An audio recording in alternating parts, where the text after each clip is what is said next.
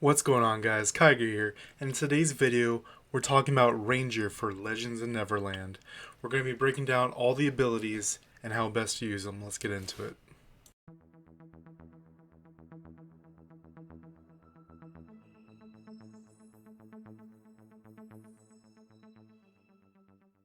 Welcome back, guys. Today we're going to be talking about the Ranger, and this is a very interesting class because with the swordsman or gladiator that we talked about yesterday, the Ranger is very clear about which side, which spec is meant for which kind of game mode. So let's take a look. We have Marksman over here on the left. When you go Marksman, your Marksman skills have a 30% chance, and your basic attacks have an 18% chance, 150% bonus if you crit, of reducing the cooldown of your multi-arrows by 3 seconds. Now, multi-arrow is going to be a very, very important skill for you. And something that's very important about Ranger is, let's take a look. Ranger's auto attacks, you can move and easily basic as you're doing it, which means that you're getting that 18% or 27% if you crit chance a lot more often than anything else. So it's going to be important that you're getting that cooldown on the multi arrows, because that's going to be an important skill once we go over that. Then your skills, your skill damage, and your debuffs will be enhanced by 30%. So your base skill damage is slightly lower than other classes, but with this 30% bonus, you're above most classes' base damage, as well as several of your skills are semi-spammable, with the exception of multi-arrow, which gets its, you're able to use multi-arrow due to that number one passive effect right there. Let's check over the abilities. I always like to look at these side ones right here first, because mostly it's generally damage and crit damage, but sometimes there's something that will throw you off. So let's take a look. Additional damage, crit damage, additional damage, crit damage. So forget about those. It's just bonus damage, which is obviously important, but it's just bonus damage. Let's take a look. Vortex Arrow, deal damage in a line, which goes straight forward, hits everything in the line.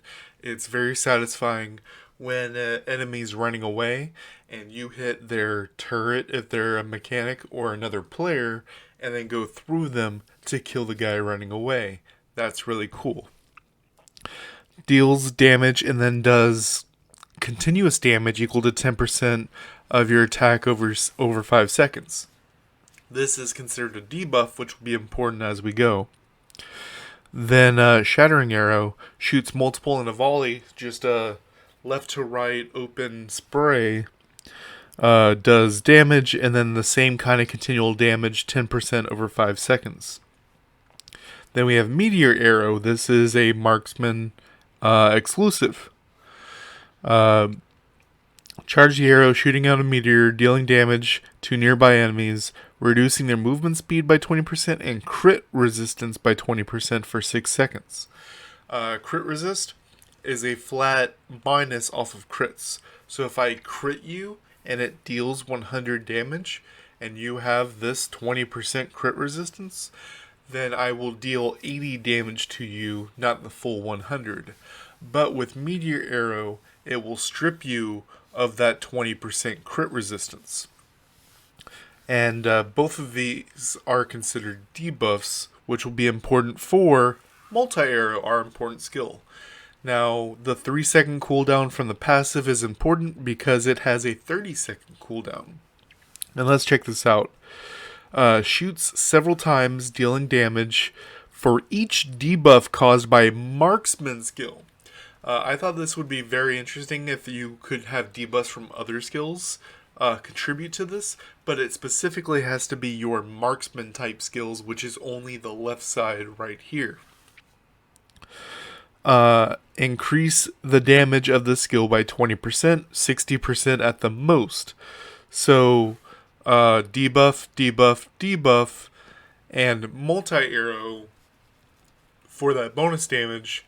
Then you keep using the other 3 skills and your basic attacks to proc your passive from Marksman to keep getting cooldown on the multi-arrow and keep doing multi-arrow for big damage.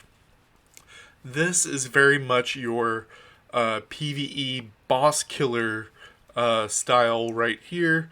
It generally isn't the best in PvP because by the time you get the 1, 2, 3 on someone, they're dashing and running away, or they're dead and you never get the multi-arrow, and the multi-arrow is just sitting there on your board not doing anything. If you want to pair something with the Marksman for that, I really like the Gladiator we talked yesterday, the Berserker side on the right with the, they call it Terminate damage. If they're under 50%, deal 25% to 50% extra damage based on their loss of HP.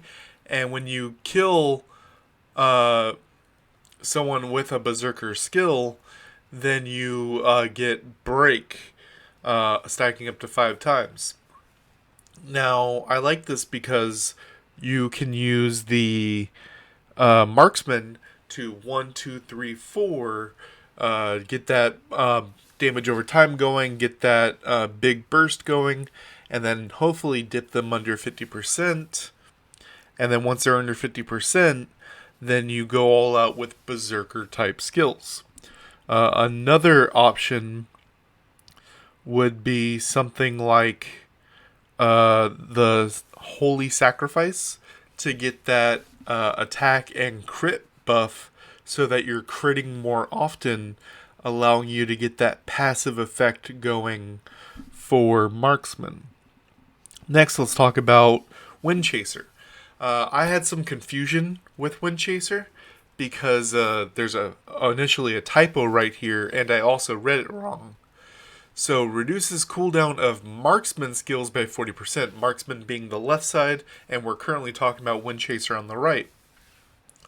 This is a typo. It's supposed to be Wind Chaser abilities by 40%. I read it as when you use a Wind Chaser ability, reduce the cooldown of your Wind Chaser abilities by 40%. This is a flat 40% off the top of all your cooldowns. So, if we take a look at Roundhouse Kick right here that has a cooldown of 8 seconds, when we use it, it ends up becoming 4.5-ish seconds. So, it is a flat 40% off the top. So like I said before, I like to look at these outside ones first. Additional damage, crit damage, and this one breaks the mold. 1% scaling up to 10% at max. Chance to increase the healing of the skill by 50%. So let's check out the wind control. Also gives us +1 dodge. Most characters have 2 dodges. And the dodge makes you invulnerable for a slight delay, as well as obviously moves you and lets you move around and get around. Wind Chaser gets 3 dodges, allowing you to be a lot more mobile, both for running away as well as chasing opponents. Immunity to knockback and knockout when using Sharp Waltz. I will explain that once we get to that ability. So as you can see, Wind Chaser, we'll look over the abilities and we'll talk about what to go with it. Roundhouse Kick, jumps forward, deal damage. That's all it does. Shooting Bolt, jump back, deal damage, and slow their speed. This really pushes you towards a kiting playstyle. Jump backwards, deal damage, and reduce their speed. Sharp Waltz, this is the one. Remember, when we use this ability, while we are a Wind Chaser, then we can't get knocked up or knocked back. Spins fast with your blades, dealing damage to nearby enemies. Now this is important because this is a channeled ability. It takes a little bit of time to do the full damage, and if you could be knocked up or knocked back, that would cancel this damage, which that's why it's important that you can't be knocked up or knocked back during it. Then we have Strength of Nature. Remember when we read this that Wild Hunter, once it's maxed out, 10% chance to increase the healing by 50%.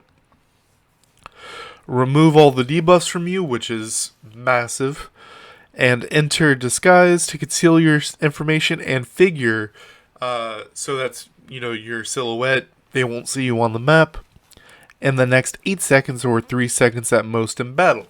So this can be used in two ways. It can be used as preparation. Imagine a hunter getting ready for the hunt. You use this and it lasts for 8 seconds to allow you to position yourself. Or when you're in the thick of it, in the battle, you can use this, disappear, and try to run away, but that will only last 3 seconds.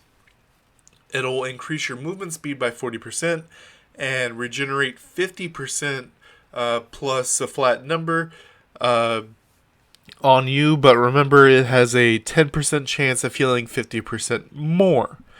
Now, Wind Chaser is your PvP style ranger because you can use both roundhouse kick to jump in to chase someone down, and you can use shifting bolt to jump backwards to kite and run away.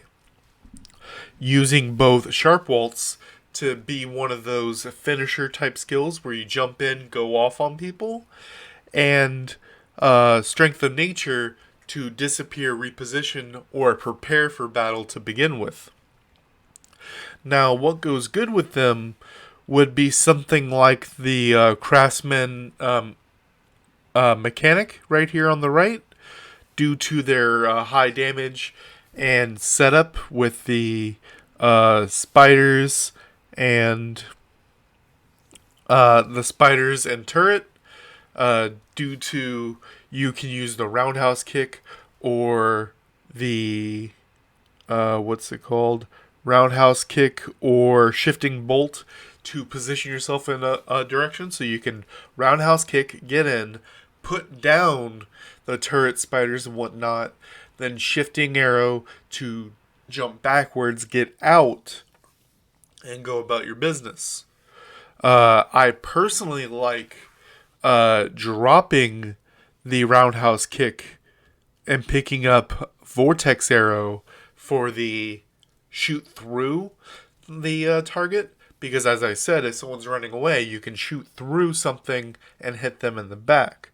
Another good option as a secondary for Wind Chaser would be something like the Gladiator on the left here. Because you also get immunity to knockups and knockbacks, making the entire time that you're playing immune to knockups and knockbacks, which takes away some skills that opponents have to use, as well as this is a way to heal yourself while also dealing massive amount of damage. Last but not least, the Judge can be pretty good because Judge's main issue is its maneuverability, which we'll talk about in the next video. And you add that maneuverability with the Ranger's Wind Chaser, Roundhouse Kick, and Shifting Bolt. Let me know in the comment section down below what you think of the Ranger and what you've been pairing it with. Till next time, guys.